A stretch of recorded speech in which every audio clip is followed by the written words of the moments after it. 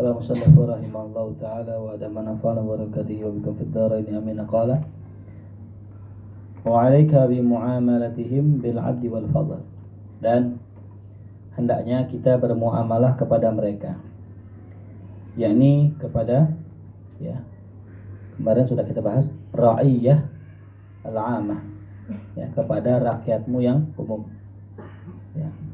Siapa itu? Keluarga kita, sanak famili kita, orang tua kita, semua orang-orang yang dekat dengan kita. Nah, kata Imam Haddad, wa 'alaika bi muamalatihim bil 'adli, dan hendaknya olehmu untuk bermuamalah kepada mereka atau memperlakukan mereka bil 'adli, dengan penuh keadilan, wal fadl, dengan penuh keramahan. Ya. Jadi adil wal fadl, ya, ihsan bahasanya, ihsan, ya. Innallaha ya'muru bil 'adli wal ihsan, ya. Jadi ada adil, ada ihsan. Ini sudah kita jelaskan kemarin, ya. Adil itu adalah memberikan sesuatu sesuai dengan haknya, ya. Kalau ihsan, memberikan sesuatu lebih banyak dari haknya, ya. Jadi kalau kita ngasih bini kita misalnya yang wajib 1 juta tiap bulan, kasihlah 1.200.000 gitu. Itu namanya atau fadl. Apa mana fadl? Fadl itu adalah sesuatu yang lebih. Itu namanya fadl. Makanya kita minta sama Allah, fadlan minallahi ta'ala wa ni'mah, maghfiratan wa rahmah, ya tawwab, ya wasi'al maghfirah, ya arhamar rahimin. Tuh, ya. Kita minta sama Allah, ya. Fadlan minallahi ta'ala. Itu dibacanya fadlan, karena yang dibuang bisa jadi as'aluka fadlan, ya, gitu. Atau juga bisa juga hadza fadlun minallah, bisa juga, ya. Itu nahu begitulah, ya. Itu.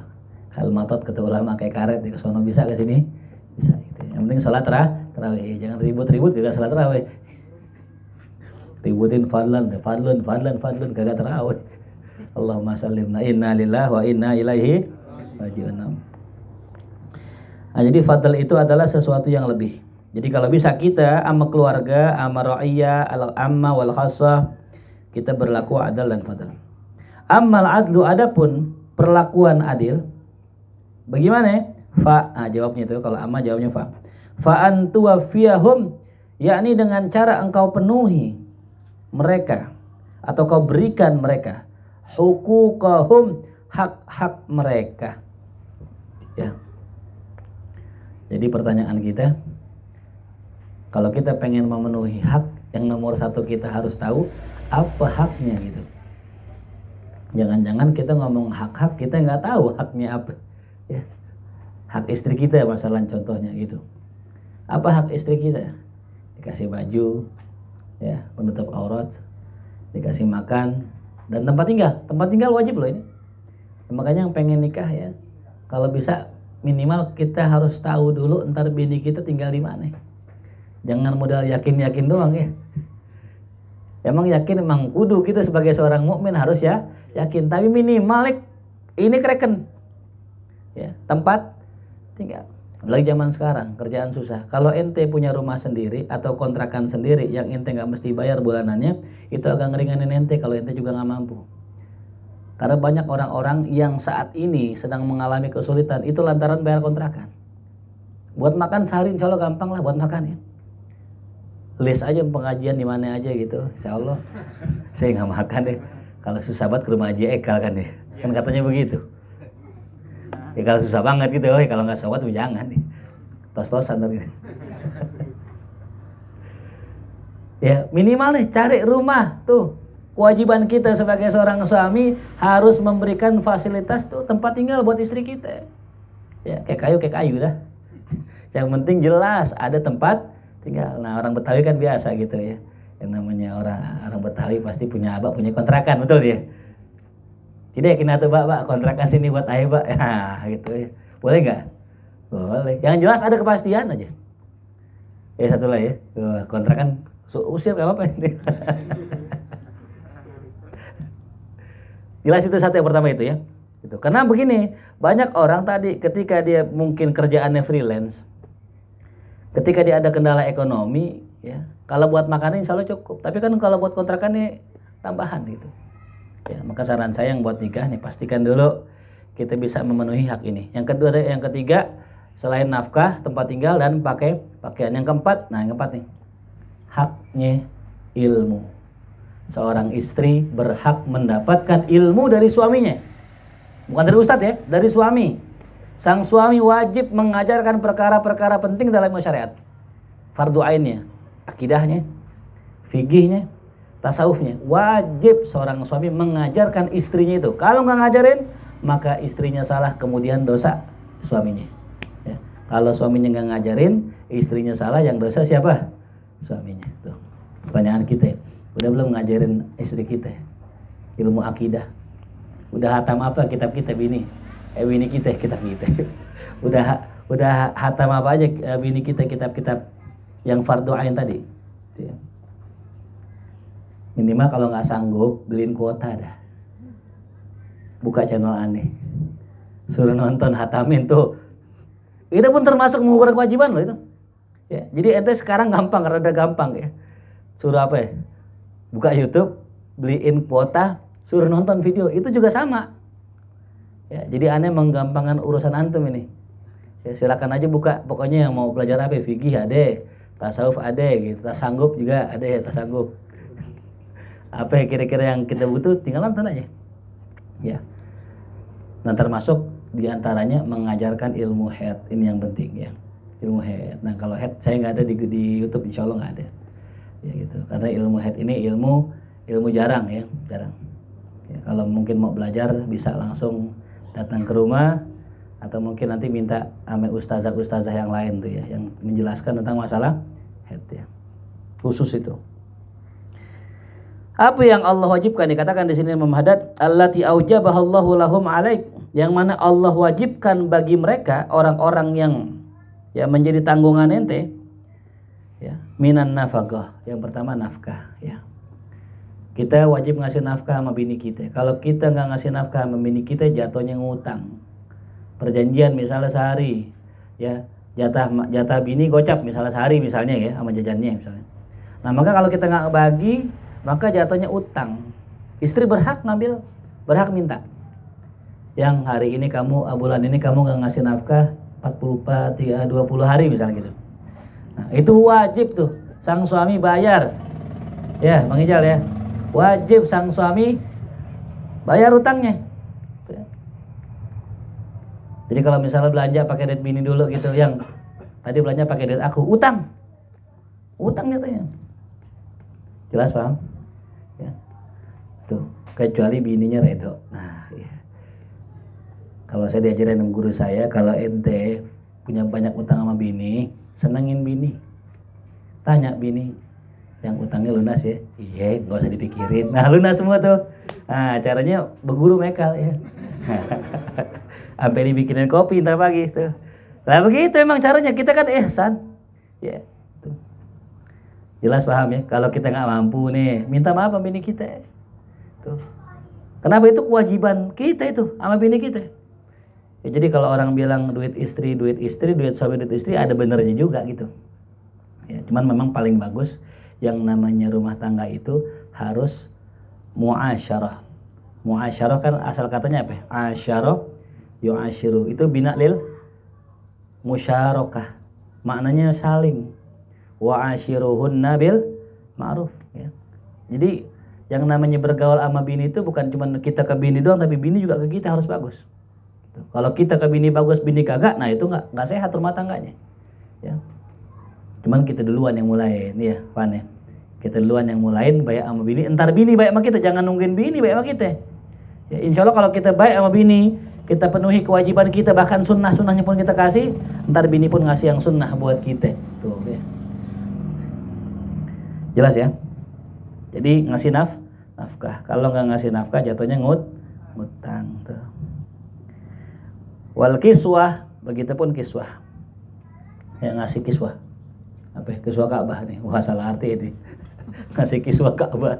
Berapa itu harganya tuh? 1 miliar kalau nggak salah ya harganya ya. Allah. Kiswah itu pakaian, ya. Ma yasturul aurat, apa aja yang bisa nutupin aurat tuh ya. Nah ini ukuran ngasih pakaiannya ini uruf dah ya. Mau sebulan sekali boleh, mau sebulan 2 kali boleh, mau seminggu sekali boleh, tergantung kantongnya gitu ya. Jangan bini baju udah bolong-bolong aja itu, ya Allah ya Rabbi gitu. Bini baju bolong itu mungkin buat dia zuhud, tapi buat kita jadi aib ya. Di Arab itu kalau punya bini kurus, lakinya dilekin, bini lu kurus banget, lu nggak bisa urusin tuh bini gitu. Maka kalau seorang laki-laki di Arab itu dianggap mewah, kaya, syaratnya bininya gemuk. Nah kalau yang punya bini gemuk tandanya lakinya apa? Kaya tuh. Jadi makmur di Arab itu gemuk. Ya. Ini Denny itu gitu. Nah ini makmur ini nih. Kalau kata Eka pesor katanya.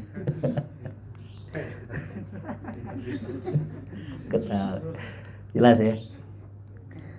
Wal muasyarah, nah juga wajib muasyarah bil ma'ruf, ini pergaulan yang baik. Ini bahasa kiasan sih ya. Bahasa kiasan. Ini pergaulan ya, berhubungan, berjima, ditegur, diajak ngobrol baik-baik, itu pun termasuk daripada kewajiban seorang suami. Maka paling panjang waktu perempuan itu bisa menahannya adalah 4 bulan.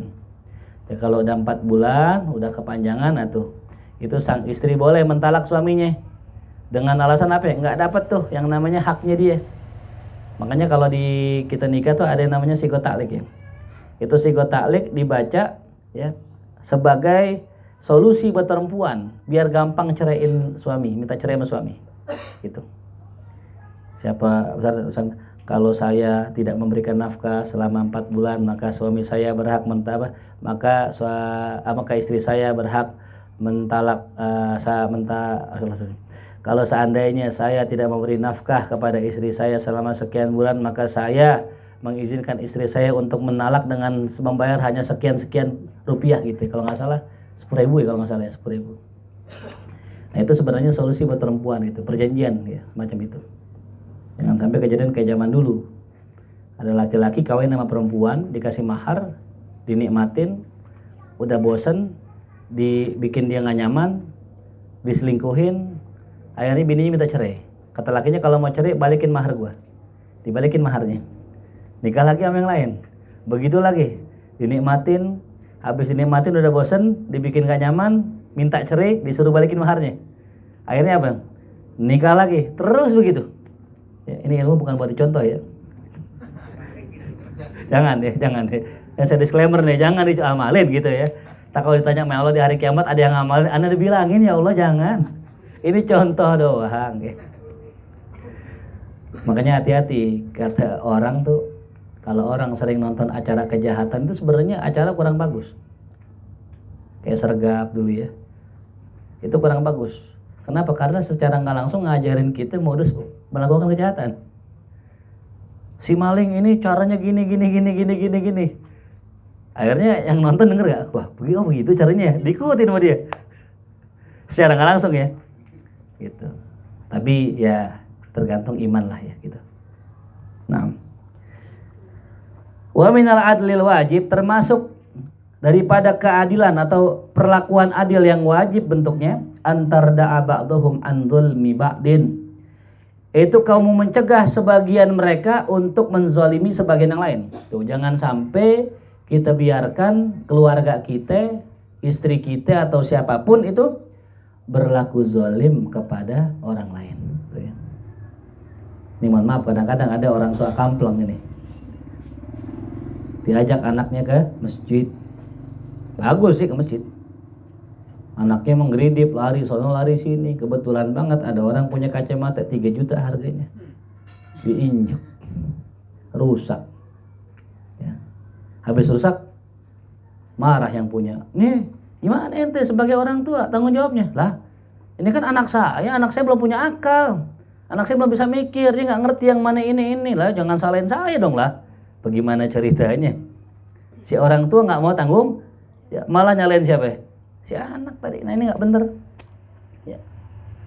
Bahkan ada orang yang punya anak malah nyuruh zolimin orang. Lu pukul sono dia suruh pukul, anaknya suruh pukul orang. Ada yang begitu, diadu. Jangan mau kalah, abah dulu suka berantem. Nggak pernah kalah dulu. Ya. Ribut berantem ini nggak benar. Bahkan ada yang nyuruh nyolong kan. Nauzubillah. Justru tadi tuh termasuk kewajiban kita cegah jangan sampai anak kita, keluarga kita zalimin orang lain. Ya. Wa taqtasu limadlumihim min zalimihim, bahkan kamu harus menghukum balas, kisos ya. Menghukum balas limadlumihim, untuk orang yang dizolimi akan orang yang menzolimi mereka. Kalau anak kita misalnya ngebotakin pala anak orang gitu, botakin pala anak kita biar adil, jelas, jangan dibelain ya. Kita kadang-kadang anak kita jatuh, gubrak jatuh, tanahnya digebukin, mentang tanah nih dasar bandel, tanah disalahin. Ini secara nggak langsung mengajarkan anak nggak pernah merasa salah. Ya, kalau dikit-dikit kita nyalain orang, nggak pernah nyalain anak, itu secara nggak langsung kita ngajarin nama anak untuk nggak pernah merasa salah. Makanya nanti ke depannya kalau dia jadi bininya orang, nggak pernah ngerasa salah sama lakinya. Ya, pernah nggak kita lihat begitu, ada perempuan gitu, pokoknya nggak pernah mau salah, maunya bener aja. Ya. Kalau lakinya salah, lakinya minta maaf. Kalau bini salah, lakinya yang salah. Alasannya apa? Kamu nggak didik aku dengan benar, katanya gitu. Kamu yang minta maaf. Kalau kamu didik aku benar, aku nggak bakal begini, begitu. Pokoknya sampai kiamat begitu dah. Kenapa? Karena didikan sejak kecil si anak nggak pernah diajarin minta maaf. Ya, jelas paham? Maka tadi kalau seandainya anak kita salah, hukum anak kita, ya, tuh, kasih hukuman. Waqad warada anna al-'abda yuktabu jabbaran. Nah, dan sungguh telah datang sebuah hadis bahwasanya ada seorang hamba ditulis sebagai orang yang jabbar, orang yang zalim. Orang yang zalim. Ada orang di hari kiamat dia orang baik, orang soleh, tapi dianggap ami Allah ditulisnya sebagai orang zalim. Kenapa? Wa ma yamliku illa ahla baitih. Sedangkan dia nggak memiliki apapun kecuali keluarganya. Ternyata apa? Ya, ternyata itu gara-gara dia nggak bersikap adil kepada mereka tuh yang. Jadi kita rajin sholat, kita rajin ibadah, tapi nggak adil sama anak-anak kita dianggap orang zalim, walaupun rajin ibadah. Ya.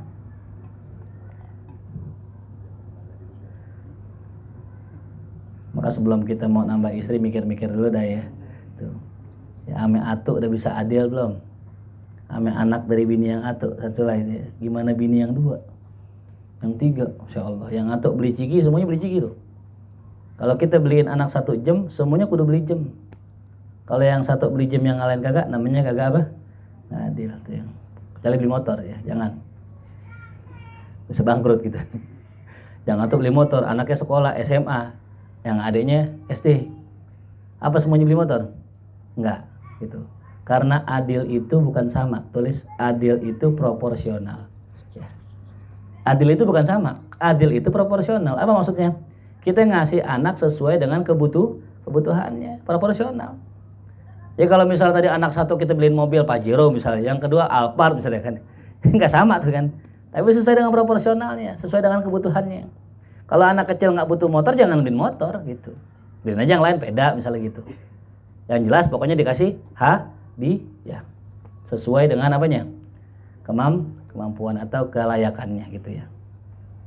Ya, Ujang kalau minta kawin mbak, Zam-Zam juga, mbak ini kawin juga mbak biar adil gitu.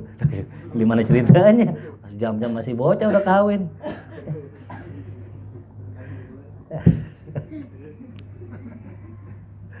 Jelas ya. Jadi adil itu bukan sama, tapi apa tadi? Proporsional. Nah. Wa 'alaika an la taqtasiya 'alaihim fi talabil huquq allati aujabahallahu laka 'alaihim.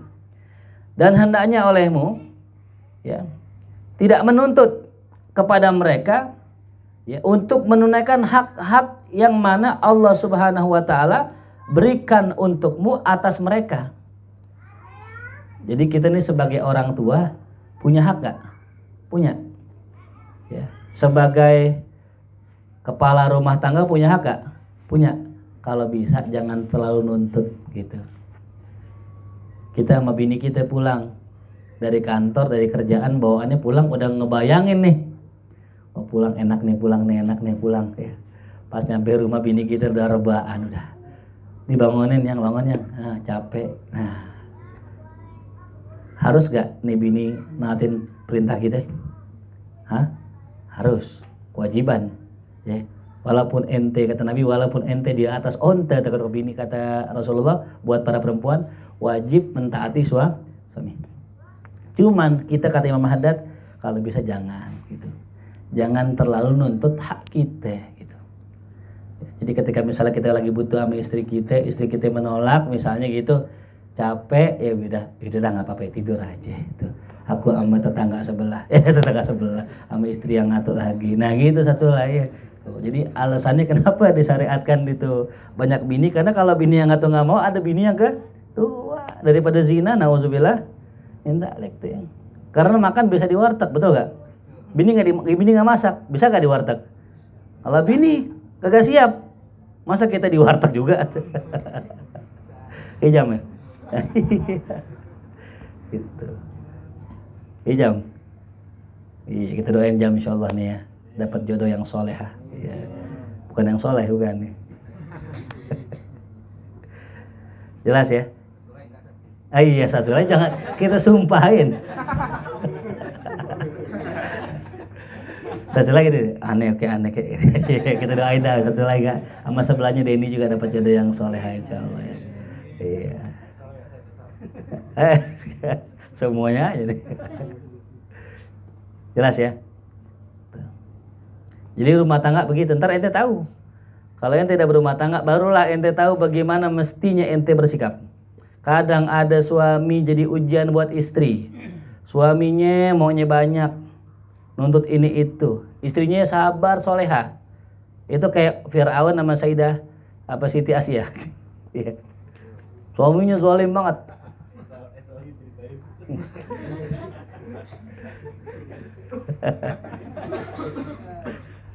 Ada lagi yang kedua, ya, lakinya soleh banget, bininya zalim banget, nuntut ini itu, ya.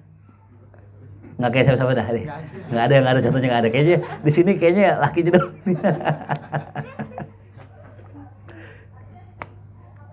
Ya. Jadi sampai ada satu maqalah ya. Umumnya para aulia itu memang begitu. Umumnya ya, artinya aglabiah, kebanyakan seorang wali itu punya bini begitu. Karena sebagai ujian buat dirinya. Ya.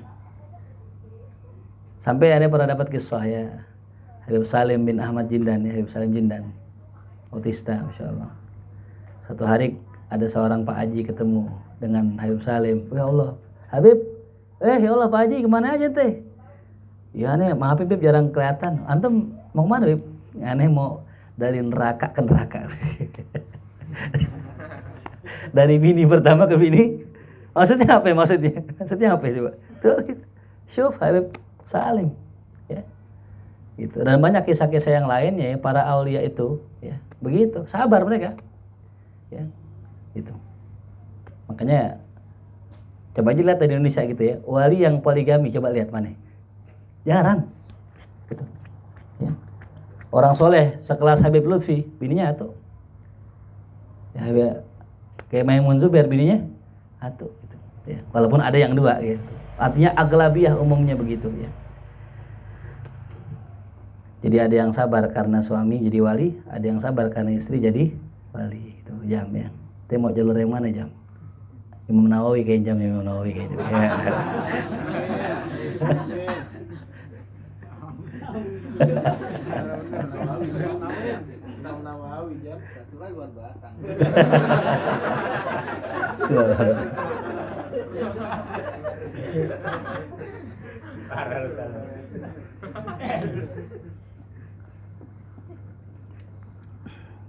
Alhamdulillah. Ya jelas ya. Jadi hak orang kita tunaikan, hak kita nggak usah kita terlalu tuntut ya gitu. Wantar faqo bihim, hendaknya engkau berlemah lembut, ya, ramah kepada mereka. Wa tukhaliqahum bil akhlaqil karimah, berakhlak dengan mereka dengan akhlak yang mulia. Ya, jadi kalau kita sama keluarga, sama saudara, udah Kadang nih kita nih, mohon maaf ya, sebagai tetangga, kalau tetangga sakit ya jenguk. Apa batasannya tetangga wajib dijenguk? Itu batasannya kalau udah nggak bisa bangun sampai sholat Jumat pun nggak bisa bangun itu. Ya. Kalau orang udah nggak bisa bangun sholat Jumat, nah itu tandanya udah parah tuh, jenguk. Ya. 3 hari dah paling nggak. Ya. Nggak semua sakit yang orang derita itu wajib kita tengok, nggak ya. Ntar pilek doang kita tengok lagi. Karena pernah kejadian begitu. Ya. Jadi suatu hari ada salah seorang jamaah kita sakit ya. Kita pikir sakit biasa, meriang gitu. Ya namanya meriang 3 hari baik kan gitu ya. Dan juga masih keluar-keluar, masih jalan. Gitu. Cuman kurang nggak enak badan aja. Akhirnya tuh udah mau seminggu nih, kalau belum ngaji juga. Antara habis maghrib kita ke rumahnya nengokin.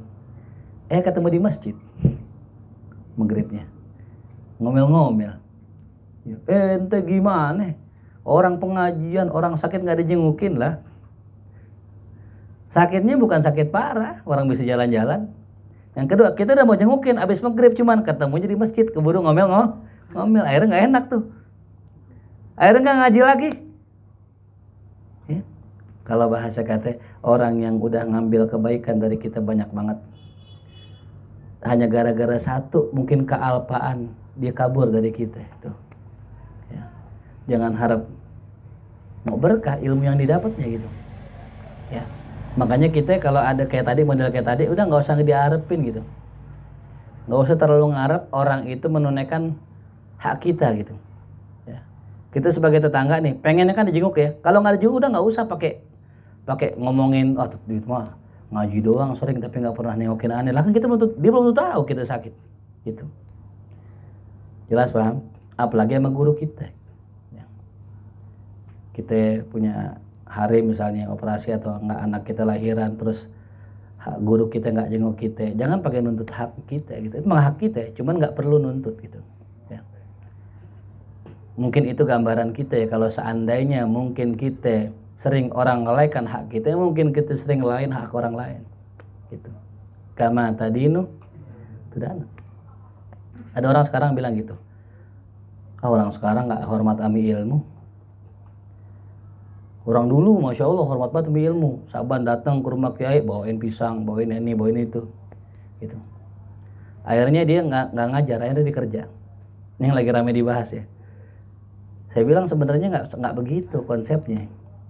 Orang dulu mereka itu dihormati karena mereka menghormati orang lain, karena mereka menghormati gurunya. Maka sehingga ketika mereka jadi guru, muridnya pun menghormatin dia. Begitu berbalik ya.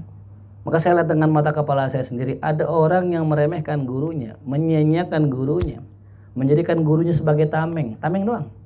Anda punya guru, ngaji mah kagak, nanya pun kagak, minta arahan pun kagak, deket juga ya kalau acara doang kebetulan bareng. Akhirnya apa? Ilmunya layan. Muridnya ngajak ribut gurunya. Sampai kata muridnya gini, emang ente siapa ya mau dihormatin? Lah, Allah, luar biasa. Ya. Kalau ente si fulan, Habib fulan, ane ikutin ente.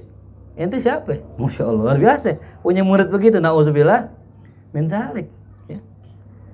Itu akibat apa? Akibat bermasalah sama gurunya. Gitu. Ya, makanya kembali lagi, kita sebelum kita menuntut hak orang lain, coba cek diri kita, sudahkah kita memenuhi hak orang lain gitu. Jangan sampai kita berharap sama orang lain sementara kita belum pernah sedikit pun untuk memenuhi hak orang lain. Kama tadi udah begitu aja dah konsepnya. Nggak ada kebaikan yang sia-sia dan nggak ada dosa yang nggak terbalas. Nggak ada kebaikan yang sia-sia dan nggak ada dosa yang nggak terbalas. Ya Allahumma sallimna, ya semoga Allah hapusin segala dosa kita. Kenapa orang berzina itu dirajam, dihukum mati? Karena dosanya nurun, balasan tetap ada. Buat para laki-laki, buat para bapak yang punya anak perempuan, kalau mungkin semasa kita masih muda pernah melakukan yang demikian itu, nauzubillah min dzalik, ya minta Allah ampunan. Ya. Karena kita nggak dikisos. Ya. Orang yang belum nikah itu hukumannya dicambuk. Pernah kali dicambuk gitu? Kalau nggak pernah, berarti balasan ntar Allah balas dengan cara yang lain. Nauzubillah min dzalik. Makanya serem tuh, serem gitu. Kalau ilmu ini kita tahu dari muda, insya Allah kita aman. Tapi masalahnya anak-anak muda orang nggak tahu. Bahwa apa yang kita tanam sekarang itu akan berbuah nanti. Baik ataupun buruk akan berbuah nanti. Gitu. Begitupun yang orang tua kita tanam. Orang tua kita sekarang nih soleh, rajin ibadah, insya Allah anak turunnya nggak bakal belangsak. Tapi kalau orang tuanya udah nggak soleh, nggak ibadah, nggak ngerjain sunnah, belangsak hidupnya. Gitu. Ya makanya dikisahkan dalam surat Al-Kahfi, ketika ada dua anak yatim yang dibenerin temboknya sama Nabi Khidir, apa kata Allah? Wa kana abuhuma sholiha, dan adalah bapaknya mereka adalah orang soleh, sehingga Allah jaga harta anak-anaknya.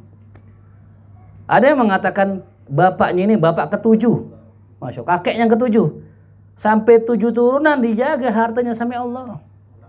Tuh. Ya. Jelas ya. Makanya mulai dari sekarang para santri ingat aja kalau mau berbuat jahat, ingat aja ya kejahatan pasti dibalas. Dan kalau mau berbuat baik, ingat kebaikan pasti Allah balas meskipun nggak ada yang tahu. Gitu ya. Meskipun nggak ada yang tahu. Ente sudah kasir diam-diam, nggak ada yang lihat, nggak ada yang puji, nggak ada yang upload, nggak ada yang moto. Allah tahu. Ya lamhullah. Allah pasti tahu. In tubdu ma fi sudurikum au tukhfuhu yuhasibkum bihillah. Ya, Allah akan hisab semuanya. Allah. Wa tubasitohum fi ba'dil awqat min ghairi itsmin. Nah, engkau juga kudu nyenengin mereka di sebagian waktu tanpa berbuat dosa. Tuh ya. Jadi kalau bahasa kata kita kalau orang ngaji jangan kaku-kaku amat gitu. Ya. Ada kalanya kita main dengan anak, ada kalanya kita jalan-jalan dengan anak. Gitu. Memang betul ibadah emang luar biasa. Ya. Sampai kata Allah, wasbir nafsaka ma'al ladzina yad'una rabbahum bil ghadati wal asyi yuriduna wajha. Tuh. Sabarlah engkau duduk bersama orang-orang yang senantiasa berdoa pagi sampai sore, pagi dan sore berdoa aja kerjaannya. Ini wali insyaallah. Ahlu sufah. Ya.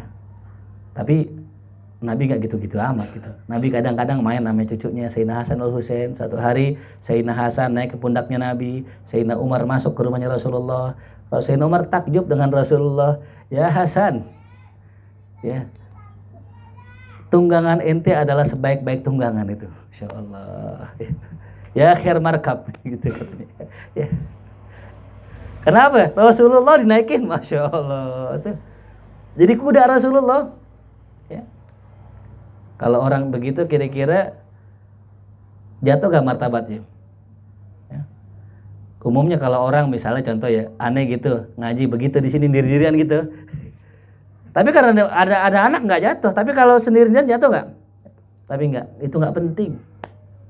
Kita berlaku konyol sama anak kita ya selama tidak menurunkan wibawa kita, martabat kita atau melakukan yang haram nggak masalah. Gitu. Ya. Jadi kalau misalnya bercanda sama anak selama nggak haram nggak masalah. Jangan sampai bercandanya haram. Ya ciluk. Bah gitu kan. Sarung dia angkat apaan tuh satu lah itu. Dia nggak sadar lagi ciluk gitu kan. Iya makanya.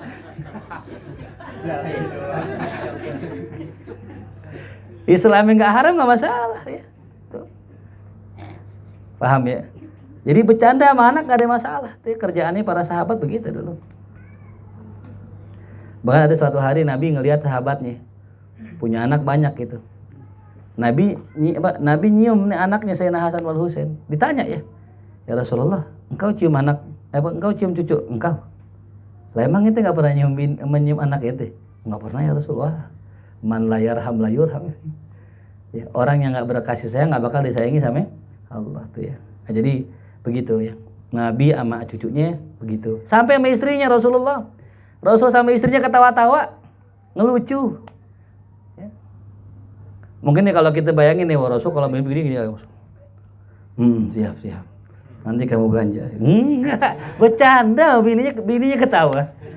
Ya gitu. Nggak apa-apa, konyol-konyol dikit teman bini nggak apa-apa. Yang penting bini gila tuh. Ya. Makanya kadang-kadang kita kan melihat sosok ustadz tuh ya, ustadz tuh kalau ngaji berwibawa gitu. Nah, tak kadang kalau pulang ke rumah kadang-kadang hilang wibawanya, bini nyomelin. Baru pulang ngaji mulu gitu. Anak belum pada makan deh gitu. Kita gimana sebagai muridnya? Apa langsung turun pandangan baik kita sama guru kita? Enggak. Begitulah sifatul basyariyah, sifat manusia begitu orang. Ya. Sifat manusiawi. Makanya kalau orang yang lihat sifat manusiawi orang nggak bakal takzim. Gitu. Kita yang lihat nih, aneh ngeliat guru aneh dari sifat basyariahnya nggak bakal takzim. Ya, kenapa? Ya, tidur ngorok. Ya. Kalau buang air bau. Ya. Kencingnya kuning gitu misalnya gitu kan. Enggak bakalan takzim, tapi kalau kita ngelihat sisi keilmuannya, kesolehannya, kebaikannya baru takzim. Tuh ya, jelas paham? Kita ngelihat Rasulullah enggak? Luar biasa Rasulullah. Makanya kembali lagi tadi ya. Kalau kita sebagai orang taklim, anak pengajian jangan kaku-kaku gitu ya. Ini sebenarnya saya salah ngomong nih, kelemesan gitu. Kelemesan di sini. Bukan kaku lagi, kelemesan. Ya mungkin buat para santri kali ya. Kalau anak sini karena ada di majelis sono gitu ya, kalau ngaji kaku. Nggak boleh makan bakso di masjid. Oh repot juga, nggak boleh makan bakso di masjid. Nggak boleh ini, nggak boleh itu. Islam kayaknya nggak boleh mulu kayaknya. Nih prinsip berdakwah, prinsip muamalah. Selama ada yang bolehin, nggak apa-apa, boleh. Gitu. Selama ada yang bolehin, pakai itu kalau muamalah sama orang. Kecuali nggak ada yang bolehin. Ya. Jelas paham? Selama ada yang bolehin nggak apa-apa. Ya. Dakwah terdidik lama-lama, cari yang lebih bagus. Contoh maaf ya, aneh dakwah sama orang-orang nih, pada pakai celana pendek dalam mazhab Syafi'i, pakai celana pendek dosa buka aurat. Tapi kan kata mazhab lain boleh. Ya, mazhab lain boleh. Ya udah nggak apa-apa, pakai. Itu. Nah. Ya cuman pindah mazhab dulu. Kalau belum pindah mazhab belum boleh. Yang kedua, kan kita sering doa, Allahumma ja'alni minal ladzina yastami'unal qaula fayattabi'una ahsana. Ya Allah, jadikanlah kami orang yang kalau dengar perkataan ngambilnya yang paling baik gitu. Kita kan kalau apapun pengennya yang lebih baik kan? Perempuan yang atau jelek, yang atau cakep, pengen yang mana? Cakep.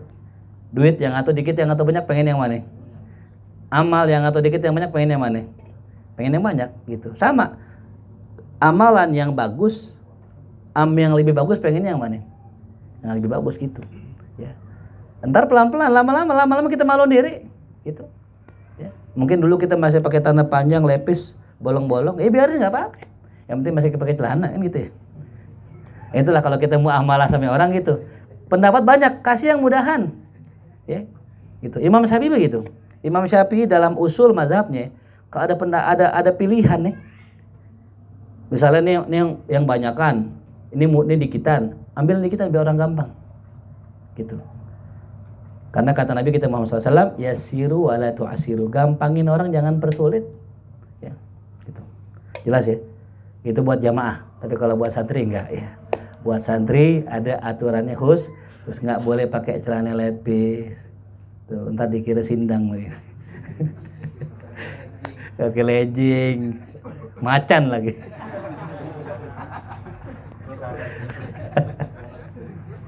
Ya jadi beda ya, beda. Itu santri beda, khususon ilaruhi. Nah, jadi tadi min ghairi ismin, tapi bukan dosa, ya. Menghibur, nyenengin, cuma bukan dosa. Matazulu al-wahsyah. Nah, yang mana itu apa tadi, hiburan tadi bisa menghilangkan rasa wahsyah, gelisah. Tuh.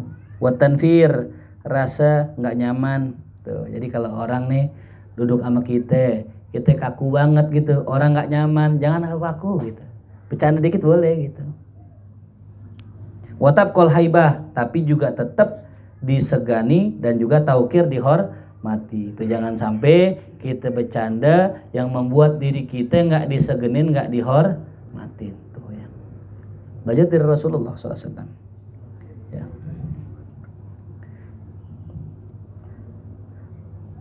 Wa alaika bil afwi an musiihim wa safi an janihim. Dan hendaknya olehmu memaafkan akan ya keburukan mereka. Tuh ya. Anak kita mungkin, saudara kita. Wasafhi anjanihim, dan juga ya mengampuni daripada kesalahan mereka. Wa ja'alhum batinan fi hillin mimma talasuhu. Nah ini dia.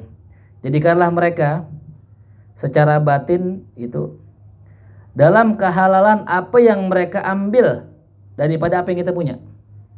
Ini dia. Ada bergaul nih, ya. Gitu. Jadi kalau misalnya seandainya kita punya anak yang ngambil duit kita, ya halal lah, udah halal. Gitu. Kalau kita punya temen yang mungkin bawa korek kita, udah halal. Halalin aja niatin gitu. Kalau ada yang ngambil korek gue, udah gue ikhlasin aja gitu.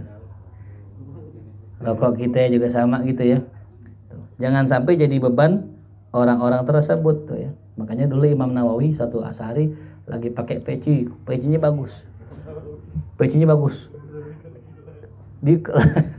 Lari ini maling, diambil pecinya Imam Nawawi, Imam Nawawi beliau nggak marah, beliau lari ngejar tuh maling. Beliau bilang, ya fulan, ya, aneh hadiahin itu peci buat ente, kul qabil tuh. Kata maling, ya qabil tuh, udah tinggal. Jangan, itu maling jadi maling nggak jadi maling, ya gitu. Yang ngambil korek ente, kalau misalnya ente nggak halal jadi maling nggak? Jadi curanmor nggak? Nah, makanya kalau memang pulang korek kok hilang nih, nggak ada gitu. Nah, berarti udah dikorbuzar semua di sini nih, bisa sulap. Udah ikhlasin aja udah ya, korek mah. Ya. Masih iya nggak lucu saat Sule pengen masuk surga atau nggak jadi gara-gara korek kan ya. Oh mana koreknya sama lagi, tokai juga. Yang ini kuning kan gitu ya. Bener gak? Imam Ahmad bin Hambal suatu hari beliau memperbaiki perkakas rumahnya. Ya semacam panci lah gitu. Ketika beliau ke pasar, setelah beberapa hari abangnya ngasih. Abang bilang, Imam Ahmad bilang gini, mana panci aneh? Bentar Mam, yang mana ya? Nah, kayaknya yang ini nih, kayaknya yang ini. Nah, udah nggak jadi dah, udah nggak usah, taruh aja dah, Anda nggak jadi ngambil. Gitu.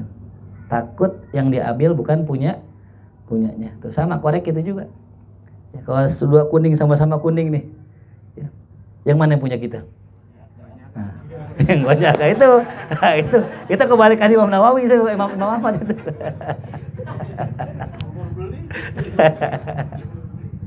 Ya, maka kalau bisa saran saya kalau memang biar enak namain tuh, kasih stabilo.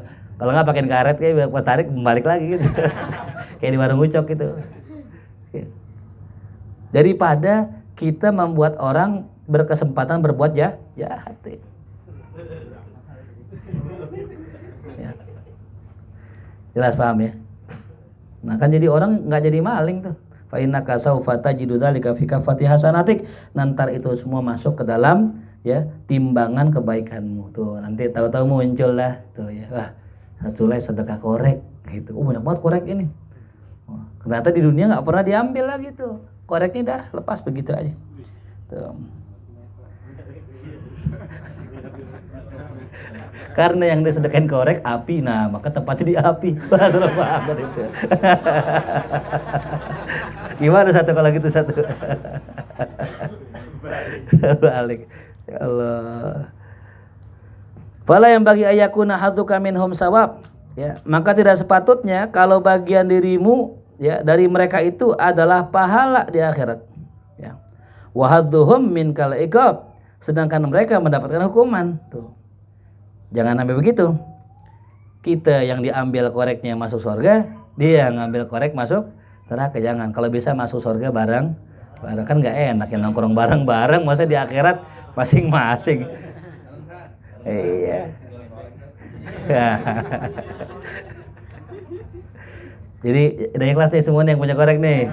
Ya, gitu. Udah ikhlasin aja kalau kita lebaran gitu ya. Pokoknya udah ikhlas, semua ikhlas udah gitu. Aman dah tuh. Waqad qila Rasulullah SAW, kam nagfir lirraqiq fi kulli yaum. Nah, Masya Allah. Dan sungguh pernah dikatakan kepada Rasulullah, berapa banyak saya harus memberikan maaf kepada hamba sahaya di setiap harinya. Masya Allah. Qala sab'ina zallatan sebanyak 70 kali kesalahan tuh ya. 70 kali kesalahan tuh setiap hari. Tuh ya. Jadi kalau bahasa kata, kalau kita salahnya tiap hari berapa kali sih? 70 dah. Ya. Kita nih kadang nih kalau kita ngerasa kayaknya hari ini nggak maksiat dah gitu ya. Bisa jadi. Tapi kita dianggap maksiat kalau kita nggak menunaikan hak orang lain gitu. Itu yang susah. Kita nih nggak maksiat, kita ngeliat yang haram kagak di rumah aja. Ya, nyolong kagak, menghomer kagak. Cuman kita nggak ngerjain hak kita sama emak kita, sama saudara kita, sama istri kita, sama anak kita, dianggap dosa. Allah. Makanya wiridan yang nggak boleh tinggal tiap hari istighfar itu. Karena tadi kita ngerasa nggak maksiat, apalagi santri mau maksiat apaan? Itu paling ngintipin Robi gitu. Yes. Apa ngintipin Ujang kali? Ya paling dosanya ngejahilin temen. Apa dosanya? Ya kan HP nggak megang. Apa ini dosanya Den? Bohongin guru. Bohongin guru. Bisa jadi tuh. Dosa belum? Udah belum. Wah. Ya kita nggak ngerasa salah, tapi tadi disuruh berapa kali? 70 kali. Allah. Hadhil musamah innama hiya fi hukukik tuh. Ya, ini kesalahan itu hanya saja ada pada hak kamu. Amma fi hukukillah fala wajhalah. Nah, kalau ada urusan namanya hak Allah, maka tidak ada cara pengampunan bagi kesalahan tersebut. Masya Allah tuh ya.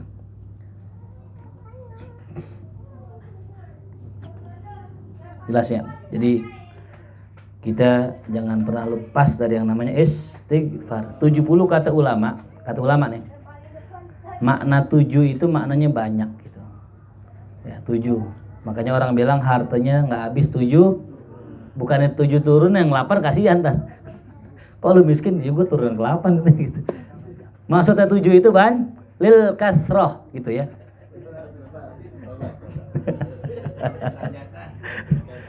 Ya kan? Jadi kalau misalnya katakan Nabi istighfar 70 kali, bukan 70 kali bukan, tapi apa? Banyak maknanya gitu. Jelas, fatubu ilallah taubatan nasuha. Wallahu alam. Mudah-mudahan Allah berikan kita taufik hidayah agar kita bisa menunaikan segala hak-hak kita, dan mudah-mudahan Allah maafkan segala kekurangan kita, kesalahan kita, kelalaian kita, kealfaan kita, lupa kita kepada Allah. Mudah-mudahan Allah bangkitkan kita, Allah berikan semangat kita untuk senantiasa dekat kepada Allah. Allah berikan ilmu yang manfaat, yang mendekatkan kita pada Allah. Allah berikan harta yang halal, yang membuat kita semangat ibadah kepada Allah. Allah jadikan anak-anak kita, istri kita, anak-anak yang soleh-solehah, istri yang soleha, agar kita bisa rumah tangganya sakinah, mawaddah warahmah, tenang dalam ibadah kepada Allah Subhanahu wa taala. Berikan kita pembimbing guru yang istiqamah, guru yang wali ilallah, orang-orang yang senantiasa berjuang di jalan Allah. Dan juga mudah-mudahan kita bisa berjumpa dengan Nabi kita Muhammad sallallahu alaihi wasallam. Ala hadhihi niyyah al-Fatihah. A'udzubillahi minasyaitonir rajim. Bismillahirrahmanirrahim. Alhamdulillahirabbil alamin arrahmanir rahim maliki yaumiddin. Iyyaka na'budu wa iyyaka nasta'in. Ihdinas siratal mustaqim, siratal ladzina an'amta 'alaihim ghairil maghdubi 'alaihim waladdallin. Amin. Bihaqqil Fatihah, sirril Fatihah, karamatil Fatihah. Iftah lana abwabal khair wa akhtim lana bil khair waj'alna wal hadirin min ahlil khair. Rabbana hab lana min azwajina wa dhurriyyatina qurrata a'yun waj'alna lil muttaqina imama. Rabbana atina fid dunya hasanah wa fil akhirati hasanah wa qina adzabannar. Sallallahu alaihi wasallam Muhammadin wa alihi wasallam. Walhamdulillahirabbil alamin. Ya Rabbana اعترفنا